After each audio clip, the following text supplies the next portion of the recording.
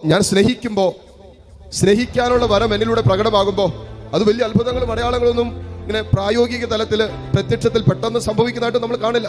പക്ഷേ ആ സ്നേഹത്തിലൂടെയും നീ ചെയ്യുന്ന ഒരാത്മാവിനെ ദൈവരാജ്യത്തിന് വേണ്ടി, സുവിശേഷത്തിന് വേണ്ടി, സ്വർഗത്തിനായിട്ട് നീ നേടുന്നുണ്ടെങ്കിൽ സ്നേഹിക്കാനുള്ള വരവും പരിശുദ്ധാത്മാവിന്റെ വരങ്ങളിൽ അതിപ്രധാനമായ വരം തന്നെയാണ്. ഇനി നിന്റെ സഹനത്തിലൂടെയാണ് നീ കടന്നു പോകുന്ന ജീവിതത്തിന്റെ സഹനങ്ങളിൽ വേദനകളുണ്ട്. ആ വേദനകളുടെ നടുവിലും പരാതികളില്ല, വെറുപെറുപ്പുകളില്ല, ദൈവത്തോട് വിദ്വേഷമില്ല. എൻ്റെ ജീവിതം ഇങ്ങനെ ആയതിന് ദൈവത്തോട് ഒരു വിധത്തിലുള്ള ബോധപൂർവമായ നിഷേധ സ്വഭാവമില്ല, അവിശ്വാസമില്ല, ഇതൊന്നുമില്ല. ഇത്രയൊക്കെ സഹനത്തിന്റെ നടുവിലും ഇത്രയൊക്കെ വേദനകളുടെ നടുവിലും അപ്പോഴും ദൈവത്തിന്റെ നന്മകളെ പ്രകീർത്തിച്ച് ദൈവസ്നേഹത്തെ ഉയർത്തി കാണിച്ച് ഈ സഹനത്തിലും നിന്നോട് ചേർന്നിരിക്കുന്ന ദൈവസ്നേഹത്തിന്റെ അനുഭവങ്ങളെ നീ വിവരിക്കുമ്പോൾ നിന്നിൽ വെളിപ്പെടുന്ന സഹന ശക്തി, അതിലൂടെ വെളിപ്പെടുന്നത് പരിശുദ്ധാത്മാവിന്റെ ശക്തിയാണ്.